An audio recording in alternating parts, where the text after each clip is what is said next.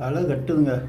அனந்த்நாக் தொகுதி, அதாவது அனந்த்நாக் ரஜோரி தொகுதி ஜம்மு காஷ்மீரில் இருக்குது. ஜம்மு காஷ்மீரை பிரிக்கிறதுக்கு முன்னாடி மொத்தம் 6 தொகுதி.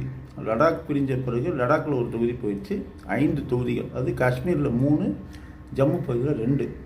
இந்தியா கூட்டணியில் பேச்சுவார்த்தையில் என்ன ஆச்சு அப்படின்னு சொன்னால், போட்டியே நமக்குள்ளே தான், அப்புறம் எதுக்கு நம்ம இப்படி நிற்கணும் அப்படின்னு ஒருத்தருக்கு ஒருத்தர் இப்போ போட்டி போட ஆரம்பிச்சிருக்காங்க. குறிப்பாக அனந்த்நாக் ரஜோரி தொகுதி எப்படி இருக்குது அப்படின்னு சொன்னால், இங்கே தேசிய மாநாட்டு கட்சி வேட்பாளரை நிறுத்தப் போகுது.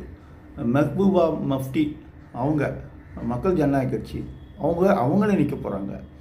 இதில் வேறு முன்னாள் முதலமைச்சர் காங்கிரஸ் கட்சியிலேருந்து வெளியேறின குலாம் நபி ஆசாத்தும் போட்டி போட போகிறாங்க. அங்கே சிபிஎம்முக்கு வலுவான ஒரு செல்வாக்குள்ள ஒரு இடம் அது. ஸோ ரொம்ப களை கட்டுது. பாஜக ரொம்ப பின்னாடி இருக்குது அந்த தொகுதியில். இதுதான் இப்போ உள்ள நிலவரம். சூப்பராக இருக்குது.